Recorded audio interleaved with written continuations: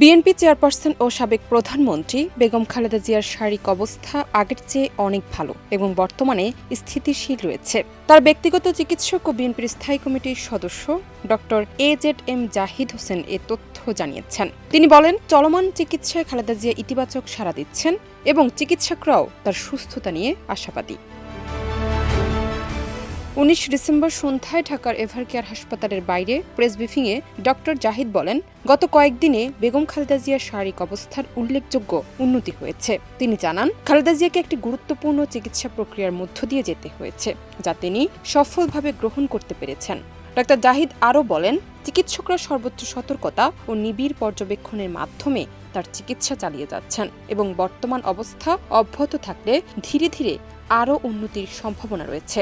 আপনাদের দোয়ায় আল্লাহ রাব্বুল আলামিনের রহমতে ওনার শারীরিক অবস্থা যে কোনো গত এক মাসের মধ্যে এখন বেশ স্থিতিশীল আছে এবং উনি আজকেও ওনার একটা ছোট প্রসিডিউর করা হয়েছে ওটিতে নিয়ে এবং সেটিও উনি অত্যন্ত সফলভাবে উনি সেটি গ্রহণ করতে পেরেছেন, অর্থাৎ প্রসিডিউরটা সুন্দরভাবে করা হয়েছে।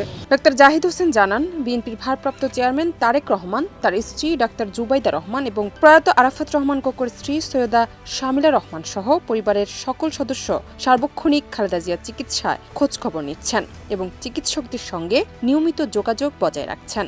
এ সময় বিএনপির পক্ষ থেকে দেশবাসীর কাছে বেগম খালেদা জিয়ার দ্রুত সুস্থতার জন্য দোয়া কামনা করা হয়। মেডিকেল বোর্ডের চিকিৎসার পরিপ্রেক্ষিতে অনেকটা আগের চেয়ে বেশি ওনার অবস্থা স্থিতিশীল রয়েছে। ওনার সার্বিক সুস্থতার জন্য আপনারা সবাই দেশবাসীর কাছে আমরা দোয়া চাই আপনাদের মাধ্যমে। গত 23 নভেম্বর শ্বাসকষ্ট দেখা দিলে খালেদা জিয়াকে ঢাকার এভারকেয়ার হাসপাতালে ভর্তি করা হয়। তার অবস্থার অবনতি হলে গত 27 নভেম্বর থেকে তাকে আইসিইউতে রাখা হয়। চিকিৎসার অংশ হিসেবে একসময় বিশেষ এয়ার অ্যাম্বুলেন্সে তাকে লন্ডনে নেওয়ার কথা বিবেচনা করা হয়েছিল।